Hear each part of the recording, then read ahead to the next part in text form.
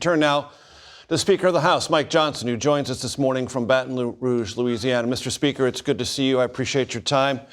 The burdens of speakership are always manifold. You know that. Previous speakers I've covered know that. But they feel particularly heavy after the events of this week. I just want to ask you, Mr. Speaker, how are you doing? I'm doing okay, Major. Thanks for asking. No question, it was a difficult week for the country. Certainly, it was felt on Capitol Hill. There's a mixture of, anger and sadness and fear, frankly, on the part of a lot of people. It cast a large shadow across the country and the nation's capital. But what I do know, Major, is that my good friend Charlie would not want any of us to be consumed by despair. He would want us to go forward boldly. That was his message, and to do it in love. And I think that, I hope, is the message that continues in the days ahead. It's not common for this show to pick up on something said by Connecticut's young Democrats and Connecticut's young Republicans, but they put out a statement that has gotten quite a bit of attention on the internet saying as follows: "There is no place in our country for such acts, regardless of political disagreements." Do you believe on Capitol Hill there will be a method to forge any sort of bipartisan remembrance of Charlie Kirk?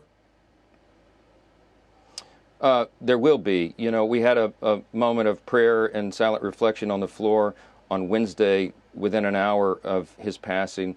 There will be, I participated in a large vigil here in Baton Rouge at LSU, my alma mater, on Friday night. Tonight we'll have a big, I hope, bipartisan prayer and reflection vigil in Capitol Hill at the Kennedy Center. There'll be a members' reflection and prayer moment that I'll lead on Monday night. This will continue. I think that the country needs to see leaders in Congress and leaders with platforms all around the country speaking truth and bringing calm to the situation. We should appeal, as Lincoln reminded us so many years ago, to the better angels among us all. And I think this is a real moment for America. Affirmatively, and I think one of the ways to do that, Major, is to adopt the manner of Charlie Kirk, because while he loved vigorous debate and he believed in the free marketplace of ideas and advancing truth boldly, he also was motivated by love for his fellow man, because he'd never hated the person on the other side of the table. And I think everyone would do well to be reminded of that model. Mr. Speaker, you mentioned the word fear a moment ago. It is on the lips of members of Congress in ways I've never experienced before. They are talking openly. They already have canceled events. Other members are talking about whether or not it's proper in their family conversations to seek re-election. How do you feel this particular space of anxiety for your membership, Republican and Democrat?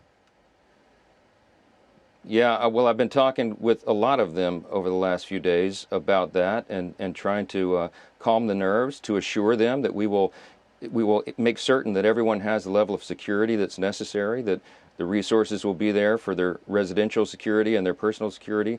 We're evaluating all the options for that, but also to be reminded that it does take a certain measure of courage to step out and to lead. I mean, our first responders do it every day, our members of the military do it every day, and political figures as well. But I think if we all adopt these practices together and we turn down the rhetoric, we cease with this idea that policy disputes are somehow an existential threat to democracy or the republic.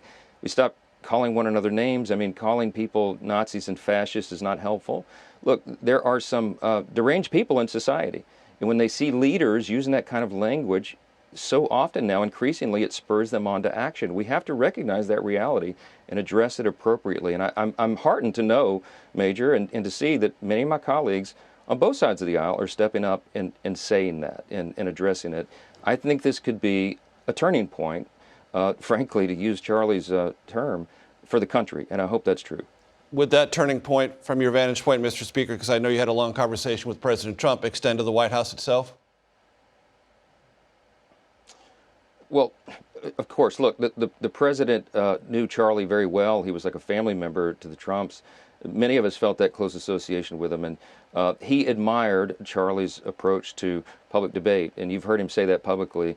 Charlie was a good man, and I think the best way we honor his memory is to continue to do that very thing, and not shy away from debate, to keep the free marketplace of ideas going, but to work on the tone of those debates, because I think that serves the best of our principles, our Judeo-Christian heritage as a nation, our civil discourse, and we got to return to that. Mr. Speaker, several issues pending before Congress, not the least of which is keeping the government open. I know you prefer a 7-week clean CR, but there is a press for other issues, extending Obamacare tax subsidies. There's been a push this weekend for Russia sanctions, backed by Lindsey Graham, Republican of South Carolina, in the Senate. Will either of those, from your vantage point, get into something to keep the government open? Well, listen, we've been working very hard in the House to restore regular order in the appropriations government funding process, and that's something that no one's really seen for a long time on Capitol Hill. But I'm encouraged that in a bipartisan fashion, our House Appropriations Committee has passed all 12 of the annual appropriations bills through the committee. We've got 3 off the House floor. The Senate's passed a few. And then last week we voted to move into a conference.